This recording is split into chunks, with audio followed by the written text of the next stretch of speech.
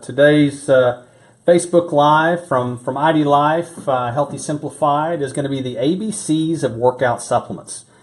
You know, this presentation was fun to put together. It is something that I enjoy, taking people's belief systems and talking about why people are failing in their workout plans, and more importantly, getting discouraged, and explaining to them why that's happening. And the only reason why I enjoy doing it is because when people actually understand how the body works, how the body's systems operate, and they understand that the reason why they continuously fail to get the results that they're looking for isn't necessarily their fault, but based upon some simple things that if they changed, they could have a different outcome. It basically inspires people to continue on the path to health and wellness, and that's kind of what we're all about here at ID Life. So let's kind of jump on in. You know, I love this quote because it's basically, you don't have to be great to start, but you do have to start to be great. A lot of people, especially by this time of the year, we're roughly about 6 weeks into 2017, have already given up on their New Year's resolution. And over half of those New Year's resolutions were related to health and wellness, really trying to get back into the gym, trying to feel better about themselves, just getting active again. But unfortunately, so many people are already discouraged and they've just given up. Well, the whole idea about today's presentation is to give everyone those tools, those resources, that information that they need. So maybe we can get started on those things again. But always remember, everything starts with the first step. And even if we've taken a step back and we've already kind of given up on the resolution for 2017, make today the start. All it takes is you to start. That first step, that's all it takes. So let's jump on in. A lot of people decide they want to move forward. And when they decide they want to move forward, they're very excited. They get themselves some new clothes, they get a new water bottle, a new jump rope, whatever the case may be. They are ready to jump in. And then immediately they get sabotaged because this is their belief system. They believe that scale is the measure of whether or not the program that they're on and everything that they're doing is working or not. We need to take that out, because unfortunately what ends up happening is we have certain beliefs. We have certain things that we just know to be true because we've heard them, or because Uncle Joe told us that, and Uncle Joe is in pretty decent shape, or because we've read something in some article, or better yet, we Googled something and got some information and it became our belief system. Unfortunately, those beliefs sometimes sabotage our results before we ever even begin. So the whole idea about today is to basically take those beliefs out. Let's look at some of them. Eating fat makes you fat. A calorie is a calorie. Diet soda is a better choice. Muscle weighs more than fat. Your weight determines your health. Carbohydrates are evil. All of these things, every single one of them is a myth. See, unfortunately, what we've done is we've taken things out of context and we've made them absolutes. We've taken something that somebody meant by one thing, and they all of a sudden decided, well, that means that it means everything. So like, in other words, carbohydrates, where carbohydrates came from, the Atkins diet craze. All of a sudden, all carbohydrates were evil. Well, it's just not the case. So let's jump into some of those things real quick. This is one that I want to make sure that we dispel real quick. Muscle weighs more than fat. That's not true. A pound is a pound. The difference is density. In fact, if you see the picture here, if you can imagine, a pound of muscle is roughly the size of a fist. The pound of fat is roughly the size of 2 fists. So a pound is a pound. So get that out of your head. The most important thing we need to know is this right here. A pound of fat is going to burn 2 to 3 calories per day. A pound of muscle is going to burn 7 to 10 calories a day. What does this tell us? What this tells us is we want to make sure that we are putting more muscle on our body, and we want to get rid of the fat on our body. Those are the two main components, and I want to make sure you heard me on that. We want to add muscle, and we want to lose fat. You notice I did not say we want to lose weight, okay, because that's not what you're going to hear. You are more than the scale. The scale is not an indication of where you are from a health standpoint. In fact, this picture kind of tells it all. Both of these gentlemen have a BMI of 33.9. Both of them weigh 250 pounds. And as you can see, both of them are completely different body figures. Weight is only your accountability partner. It's going to tell you what's going on. What you want to think about is fat loss. And we're going to show you how to do that today through, the ABCs of workout supplements. But the main thing is just remember 175 pounds is not 175 pounds. Here you have two different things. That's the difference between a 20% body fat and a 35% body fat. We want to lose fat. We want to get our body fat percentage down. We want to focus on building lean muscle, and we want to make sure we're remaining hydrated.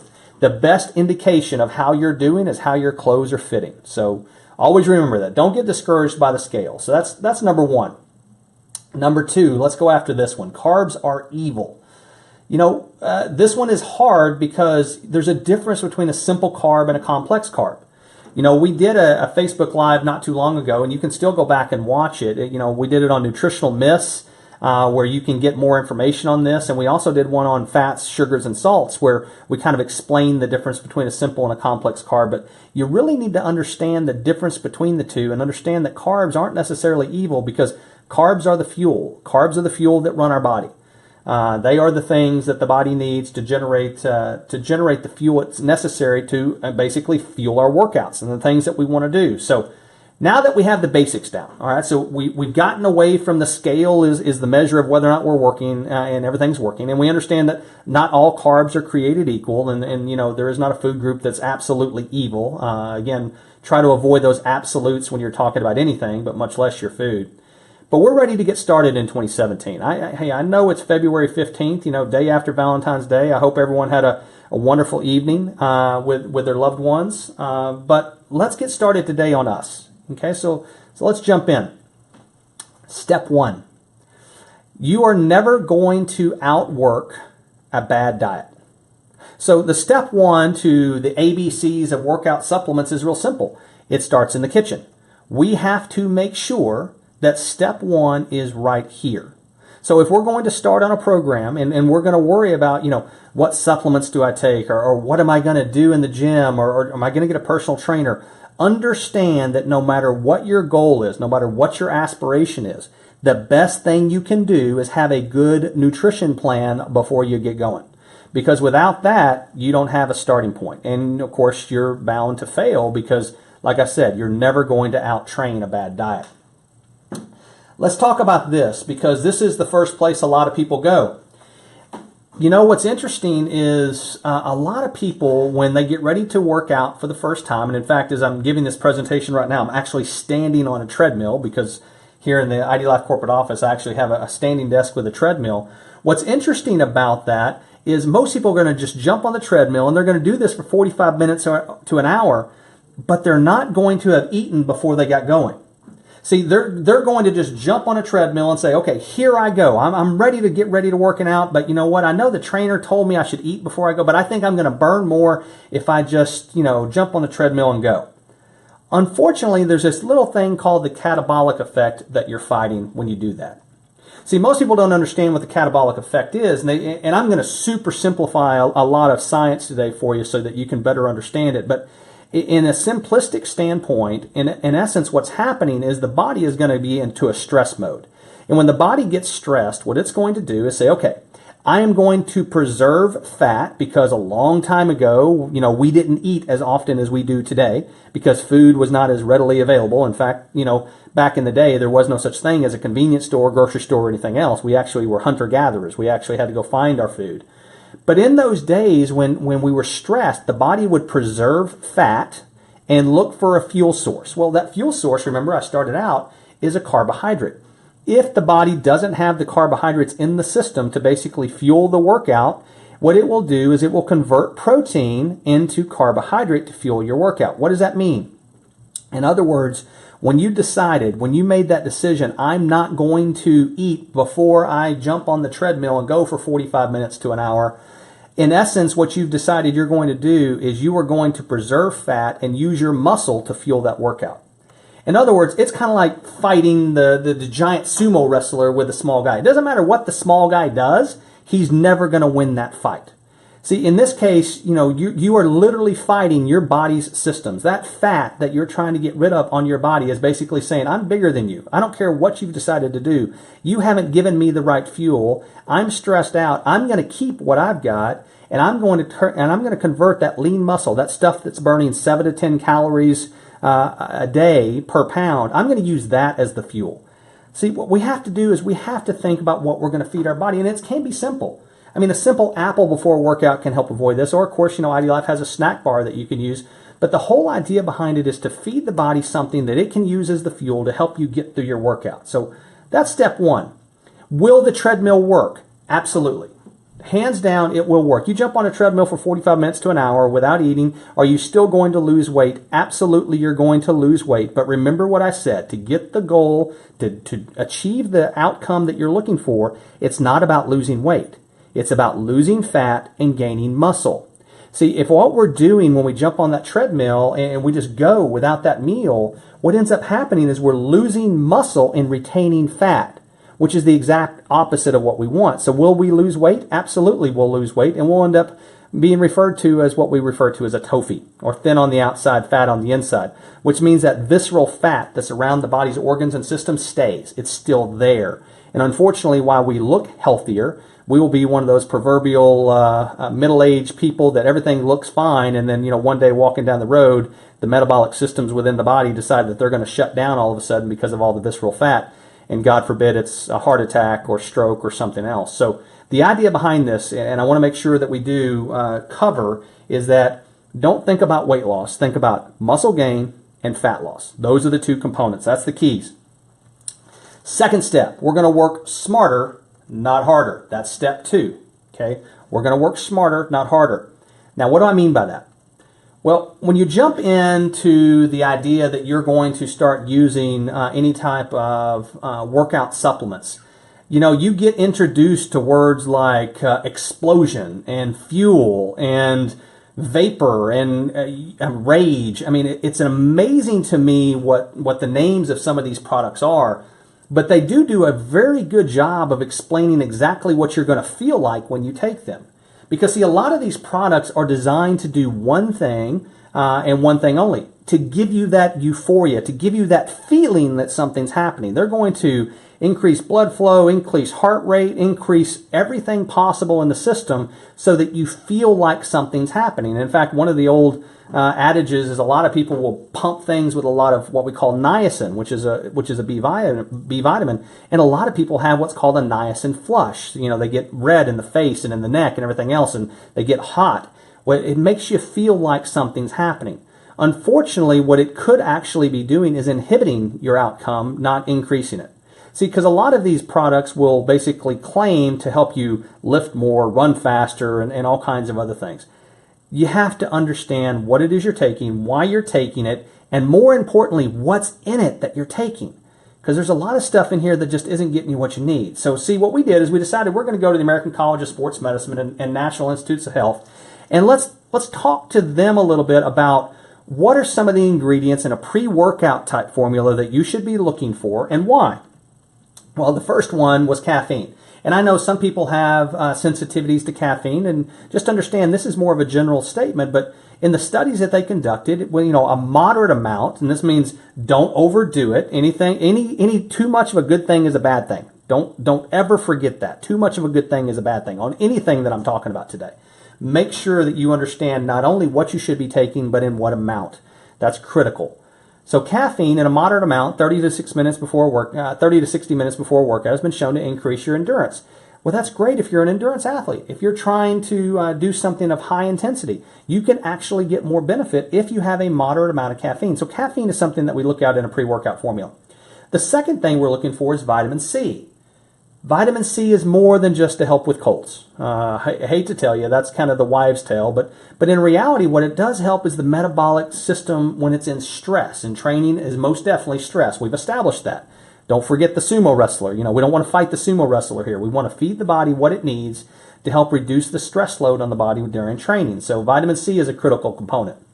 The B-complex vitamins are a critical component because they make sure that the body's operating effectively and efficiently, and they help to create the energy from food. In other words, the B-complex vitamins is what's converting those carbohydrates that we ate pre-workout. Remember, we're going to get just an apple or a good quality snack bar or something like that. We're going to get us something before the workout.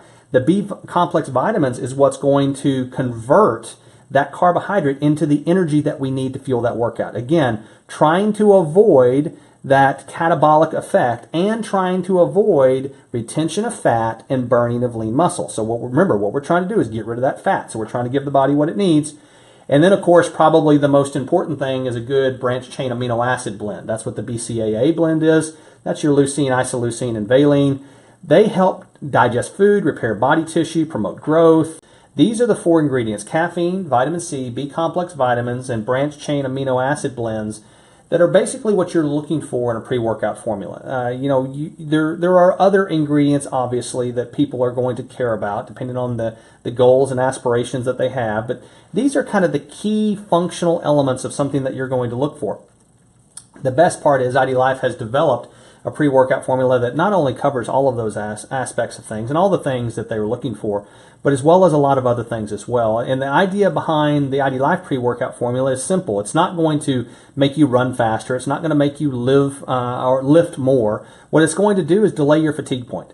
That simply was what it's doing. So if you typically would fatigue out at 20 minutes, well, instead of 20 minutes, you may get to 22 or 23 minutes. The whole idea behind the pre-workout formula is it's going to let you operate at your optimal outcome, whatever that is. Whatever your optimal performance level is, that's what it's going to help you get to. So that's kind of what our pre-workout formula is designed to. The other thing that you should know about the ID Life product, the pre-workout, but as well as all ID Life products, is we are never going to give you a short-term outcome that you're looking for that is going to compromise your long-term health. And that's probably the most important thing that makes us different, is there's a lot of companies out there, especially in the pre-workout world, that they are giving you things that are going to give you that short time outcome that you're looking for, that jolt, that big increased energy boost, or all these other things. But it could actually be causing long-term residual effects to your body. So we don't do that. Let's talk about step 3. Probably the most overlooked step in good understanding of workout supplements and the ABCs, and that's hydration. Hydration is critical. It is the body's delivery system. You have to understand hydration during a workout. Most importantly, you have to understand when you're dehydrated, its effects. So let's go through something. I was a big believer in in math when I was in school. I love math. I used to take math as electives. I know I'm weird in that regard, but it made sense to me. So what I wanted to do is kind of give you a math problem that you could understand and explain to you the importance of hydration during high-intensity workouts. So let's start with something simple. Dehydration equals less blood flow to the heart. So if you have less blood flow to the heart, that equals less oxygen to the muscles. Less oxygen to the muscles will equal premature fatigue, and premature fatigue equals fewer results. So see, the simple mathematical problem, or the simple math equation, is real simple. You need to understand what dehydration leads to. In essence, if you're dehydrated during your workout, you're going to get fewer results. So step 3, uber critical, is during your workout, make sure you're remaining hydrated, especially if you're doing high intensity, long time period type stuff, especially with our kiddos that are out there, practicing on soccer fields and lacrosse fields for hours on end. Make sure that they're staying hydrated. I can still remember back in the day, Texas high school football, it used to be, you got water at the end and before practice, but never during, because it made you tougher. Well, science, unfortunately, has proven all of my former coaches wrong, as well as a lot of other people. But this is the problem. A lot of people, when they want to stay hydrated during their workout, is they're going to reach for one of these. Now, what you need to understand about these sports drinks that are available in the market today is they're going to average between 20 and 40 grams of sugar per serving. Now, I say per serving because a lot of these that you see in this picture are multi-servings on each bottle. And most people miss that when they grab one of these, monster 24-ounce or 32-ounce things, and they're thinking, oh, okay, well, the calories on it's just that one serving. A lot of times it's 2, 2.5, 3, or 4. But for every serving, there's 20 to 40 grams of sugar. So what does that mean? That's 80 to 160 calories. And remember, added refined sugar has no nutritional value. So what you're going to get is you're going to be working out. The whole idea of working out, again, is to lose fat. Remember, that's what we're working on, losing fat, not losing weight. But what we're doing is we are adding sugar to our bodies, in other words, drinking our calories with no nutritional value. So all of that hard work we just put in, all of those calories that we're burning, we're basically going to throw them back in with something with no nutritional value in the form of sugar. we have to change. You have to understand what you're doing. You know, at ID Life, we created something called Hydrate. It gets you all of those electrolyte replenishments that you're looking for, only has 10 calories. And the main component of it is water. You're going to mix it with a bottle of water, and it's going to help you stay hydrated. More importantly, you're going to have over 400 milligrams of electrolytes to boot. So understand what you're doing. Make sure you're not sabotaging what you're doing. Now let's talk about this. Step 4, post-workout. So we've fueled ourselves up for the workout. We've gotten into the workout, and we understand now we have our pre-workout formula, and we know which ones that we're looking for. We know what benefits we're looking for. During our workout, we're staying hydrated, and now we get to the end of the workout, and what are we going to do? Well, you have a window of opportunity. You know, there's a lot of science on this. A lot of people have gone back and forth, but most people agree that you have a window of opportunity somewhere between 30 and 60 minutes to get certain things into the body to help the body recover, repair, and build muscle. Those are kind of the main functional components of what we're looking for. But that window of opportunity is roughly 30 to 60 minutes after a workout. Now, obviously, remember, the whole idea behind the workout is we want to build muscle. We want to put more lean muscle on our body because, remember, more lean muscle means more burning of the metabolism, because remember, every pound of muscle is 7 to 10 calories per day is what our metabolic burn is going to be. So we want to add muscle. How are we going to do it? Well, the first thing is we have to have that branched chain amino acid blend. Remember, we have to make sure that we have that in our post-workout because that's going to be critical to muscle growth and development. We have to have that in there. The other thing is protein. It's absolutely necessary for muscle growth and development. It doesn't matter if it's in the form of a good protein-laden meal, if it's a good protein shake afterwards, a good protein bar, whatever it is. But just remember one thing. Too much of a good thing is a bad thing. So you can overdo it here. You know, there's no need to go find you 50 grams or 80 grams. I mean, I actually, traveled once and saw somebody that were selling 80-gram protein shakes. And, our scientific medical advisory board started talking about renal failure and all kinds of other things. Just understand your upper limits and what you should be doing. And then, of course, electrolyte replenishment. We have to replenish the electrolytes that we lost via the sweat during our workout to avoid that unnecessary muscle cramping and aches, as well as to maximize body function. So these are the main things that we're looking for. And the main reason is we don't want to look like a baby giraffe 2 days later.